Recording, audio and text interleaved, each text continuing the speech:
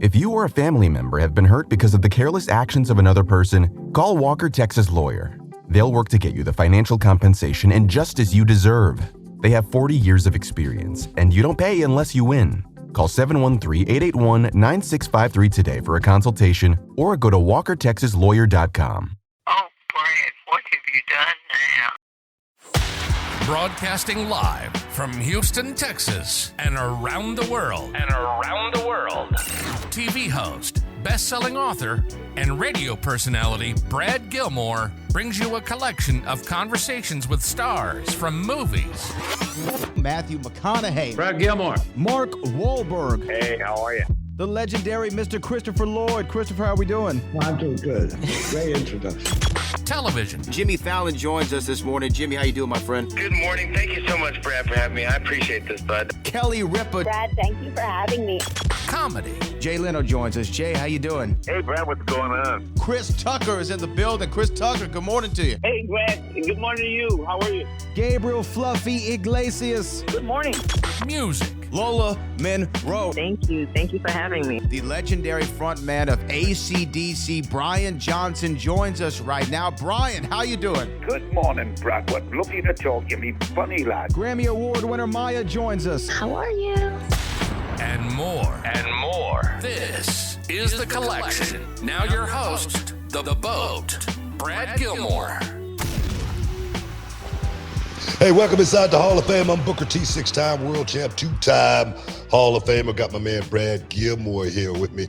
And guys, it's all about the 5 minutes of fame and stepping inside the 5 minutes of fame. Today, he is none other than just fresh off his debut, giving up Lexis King. What's going on, man? I love the name.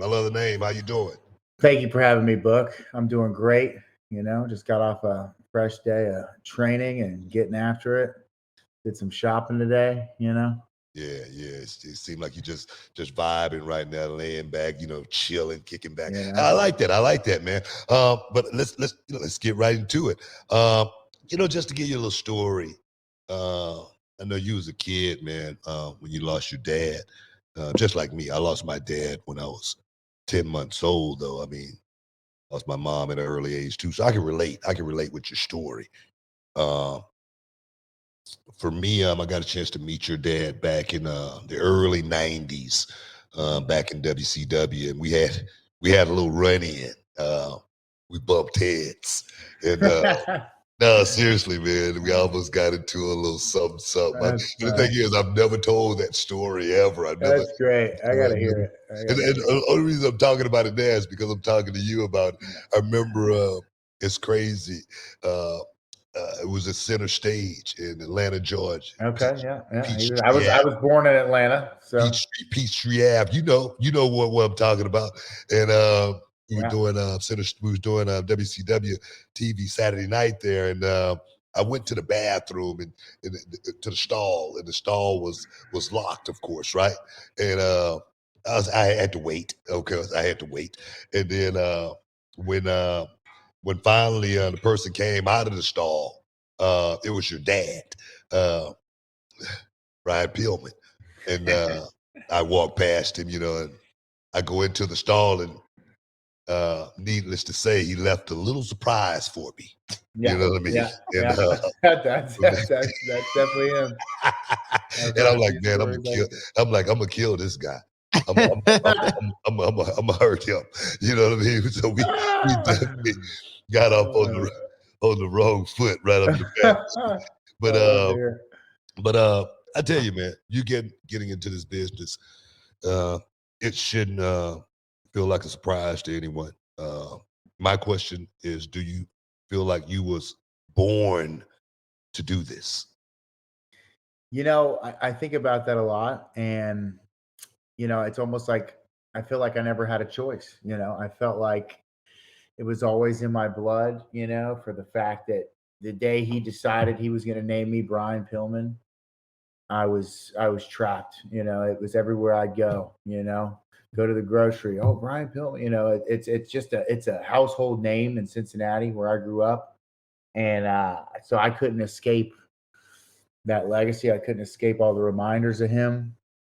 And to be fair, he didn't exactly leave me a choice. He left me on this earth without anything. I didn't grow up with all the wealth and all the accolades that he, that gained throughout his life. So I had to scratch and claw and find my way through it. I couldn't just go to school and just, I did go to school and I did do all those things, but I needed more. He made it so I needed to reclaim all that. You know what I mean? I've never been content with just being average, because I know what the Pillman name used to have. And instead of building on this wealth of his, I didn't inherit any of that. I didn't inherit anything. So now I have to go back out there and reclaim it all. So, and the best way to do that with my genetics and my personality and what I inherited from indirectly is to be a pro wrestler. You know what I mean? I was never going to succeed at anything else. There was just that bone in my body that, just the who person I am only works in this world.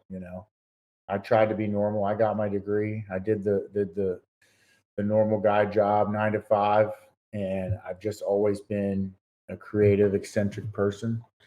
And like I said, if, had he had lived a long life and maybe provided for me, I could have invested or done my own thing. But he kind of left, he basically left the stage for me. You know what I mean? It's like, he gave me the spotlight and said, all right, now it's your turn to go be great and go be somebody, but you got to do it on your own. You know what I mean? So I'm almost more blessed in that sense that now I have something to chase. I have this drive to be better than he was, and had he been around, maybe I wouldn't have had that. Maybe I would have resented the business because I didn't need it. I don't know.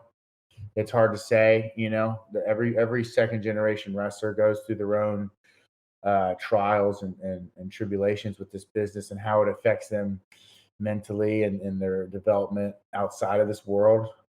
But I didn't have a choice, I didn't have any insurance plan or any backup plan. It was like, here you go, kid. Here you got a name, that's all he gave me, gave me a name and a legacy. Hey, you know what? That's a start. That's a start. My name's Booker T. Sure. And I'm a junior. I lost my dad when I was young, like I say, 10 months old. And the only thing I had was a photo of my dad to look at, to draw strength from. You know what I mean? I never had the stories like you have, with your dad. But I had that one photo that I looked at for strength all the time. But go ahead, Brad. I just want to get that in there. No, I mean, incredible answer to that question, Alexis. And the thing for me is, growing up a wrestling fan, I would always look forward to the vignettes of the guys, right? If I go back to Razor Ramon and all his vignettes leading up to the debut, or even you and I aren't too far away in age, Carlito and Chris Masters, I remember those very vividly, and I was excited to see them finally debut. Your vignettes coming into NXT were so awesome, and they were different than any vignette I can remember seeing in the last several years. Where did the idea of that come from? Was that something that you wanted to do, or did they approach you with that idea? All I can say is it was 100% real. I felt that way for a very long time. It was just a shot in the dark. It was just pure chance that the creative happened to be right on board with that. I came into WWE. I told him my story. I told him my real story, and that I don't have a gimmick. This isn't a character. This is real life. Wrestling has had a real impact on my life. And I said, this is what I need to do. I wanted this. I wanted to become my own man. You know what I mean? It's impossible to be better than, the second coming is never better than the original. You know what I mean? And I was never going to be a better Brian Pillman, and I knew that, and I knew that I needed to more or less disparage his name and create my own, not that I don't have any hatred towards my father. But it would have just been an uphill battle to try to be Brian Pillman II or Brian Pillman Jr. I've gone 30 years of my entire life with someone else's name, his name. And to come here and to have this company give me the opportunity to create my own name. I mean, it was a dream come true, and it all just fell together. They didn't even, I mean, they gave me a few things to say, but I mean, there wasn't even really a script involved. They said, tell us your story. And I went on that camera, and everything I said was true and 100% from the heart. And that's how I feel. I didn't know him. You know what I mean? Everybody loved him. I mean, I don't hate him. He was a great, great man. I inherited a lot of positive traits from him. But I don't owe him anything to use his name any further. You know, his name, and now it's time for me to make mine. You know, I'm never gonna outshine him in what he did, especially the way that he passed. You know what I mean? It's like you think about guys like Tupac. You know, these great artists that when they die at their peak, they're immortalized at that peak. You know what I mean? There's no outdoing that. You know what I mean? It's they're revered. You know, and he was revered for what he did. And I felt like it's sooner or later, I thought about starting out that way. You know, I thought about starting my career as a new person. My first indie match, I was Alex King. It was like straight up, like almost the exact same name. Yeah. So to come in here and be given the creative go, like you pick your name, you know what I mean? Like they didn't even go back and forth with me. They said, we want you to be you. I said, look, this was my older sister's first name. I actually knew her.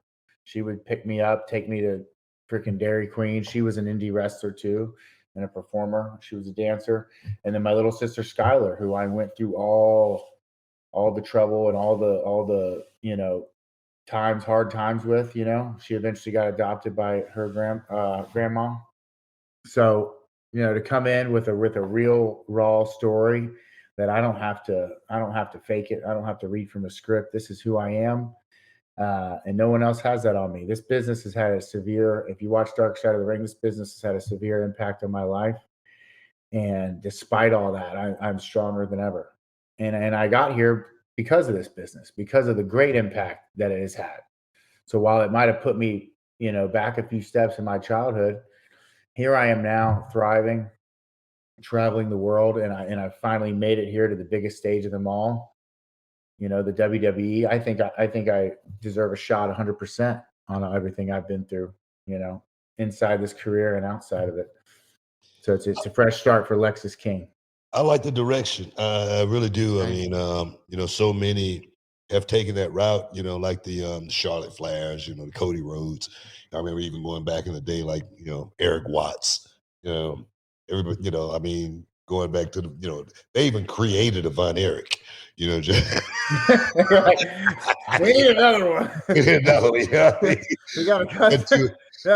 I'm sure there was a few like kind of just worked like gimmick Von Erichs back then. Yeah, heck yeah, that's what like, hey, you're gonna be a Von Erich. That's what I'm saying. And for you to totally not ride on that Pillman name, that says a whole lot about you. The King origin. Talk to me about that, and what does it feel to you when you do hear your name announced, Lexis King?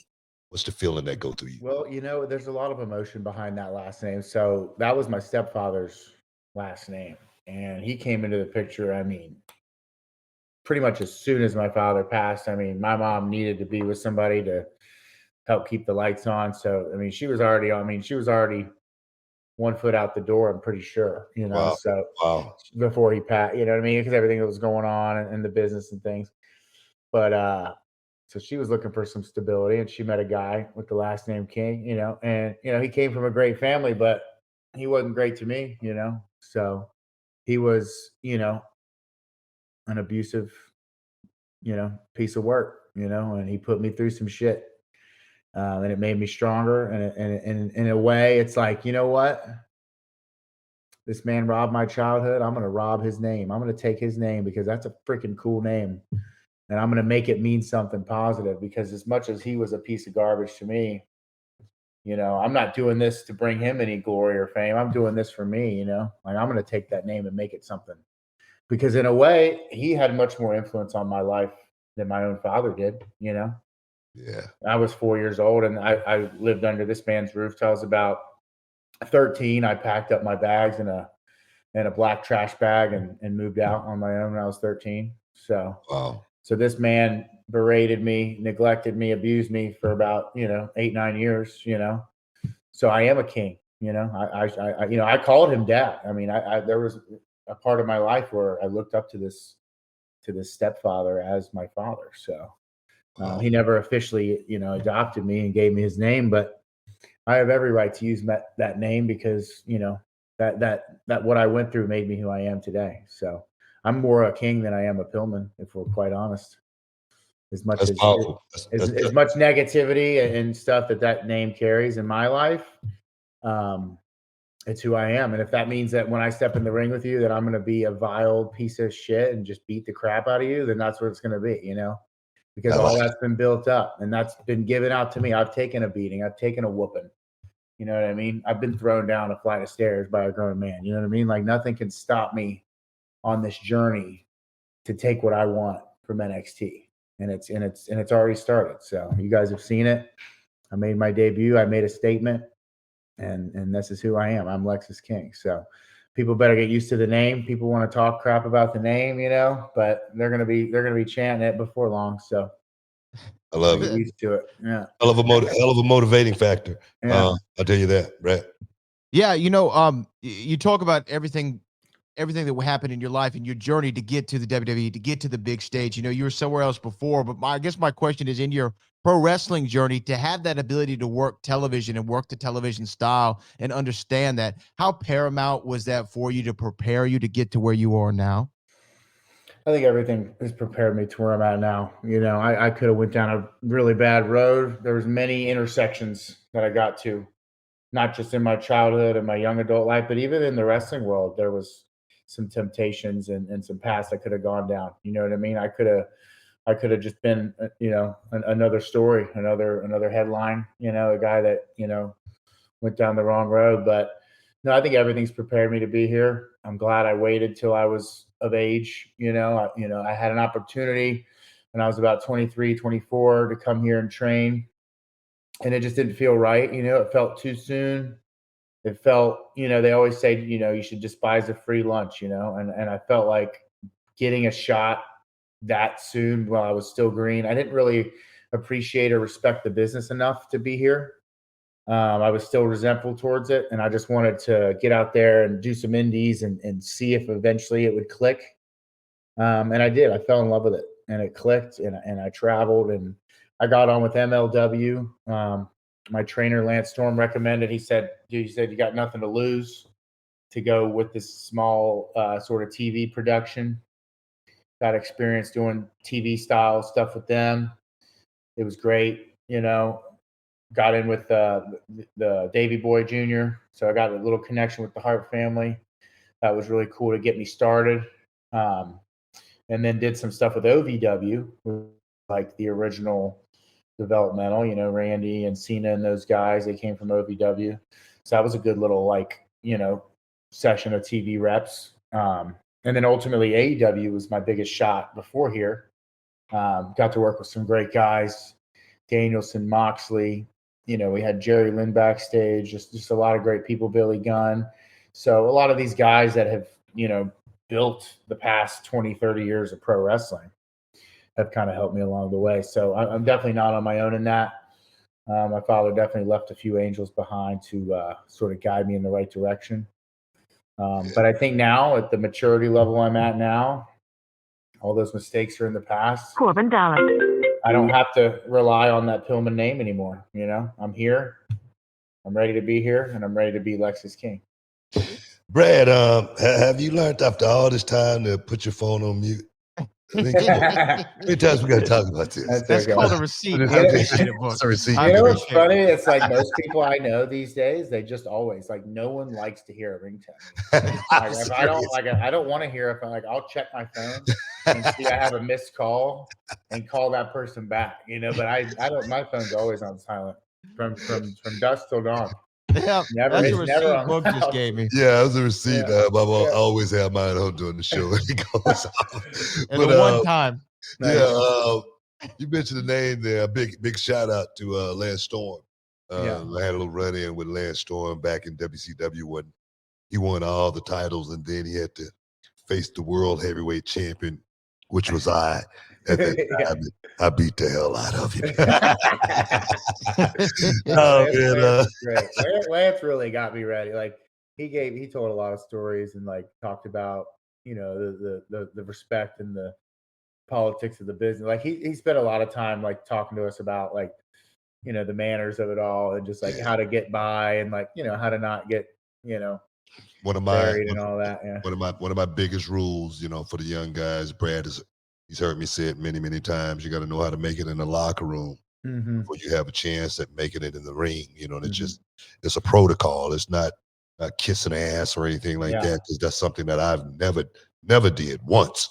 But knowing how to work my way through the system has definitely been beneficial for me. I remember when I was coming up, young like yourself, and one of the guys came up to me and said, "Book, you're going to be the world heavyweight champion one day."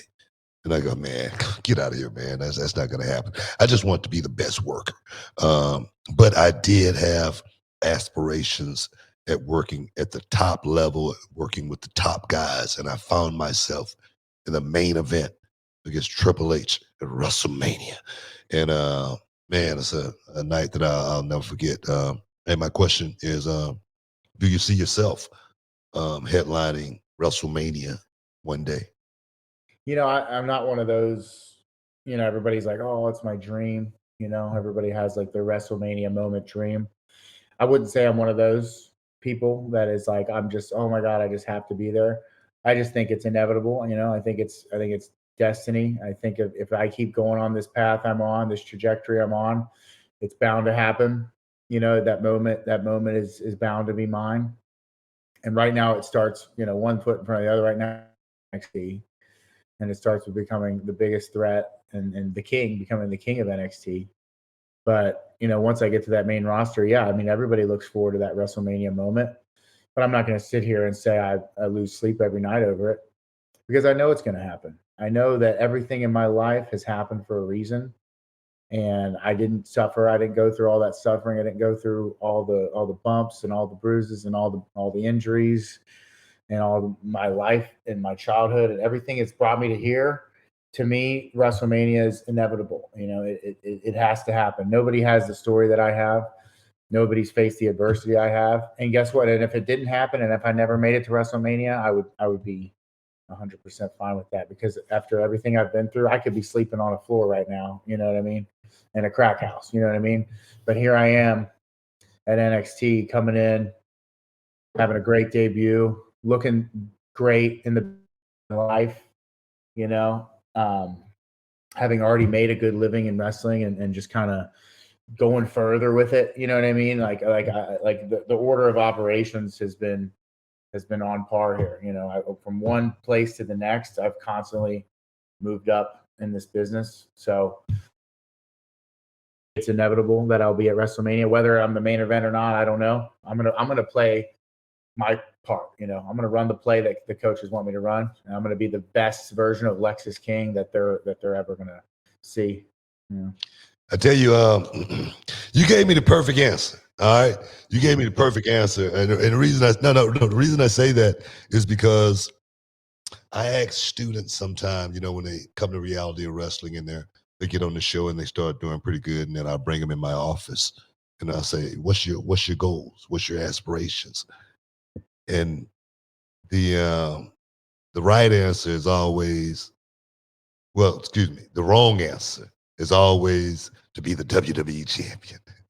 The right answer is always, man, I want to be the best reality of wrestling champion I could possibly be. Yeah. And you started at NXT. Yeah. You said, I want to conquer this. I want to be the king here before I move on. And that right there, man, is the perfect way to think. Never get too far ahead of yourself. Always think about the now.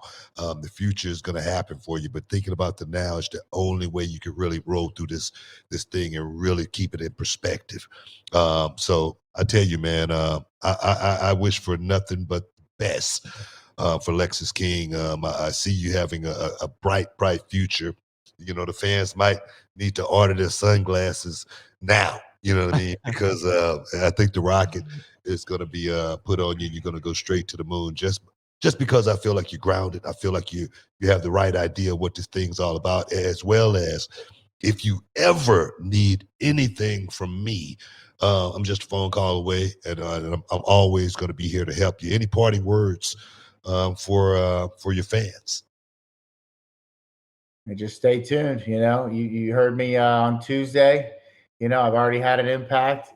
There's some things that are going to come, and there's some things I might have already done that you haven't seen that have happened backstage. But you just never know. This character and this person, it's a brand new identity for me. It's a chance to step outside my father's shadow and finally show everybody what I'm all about.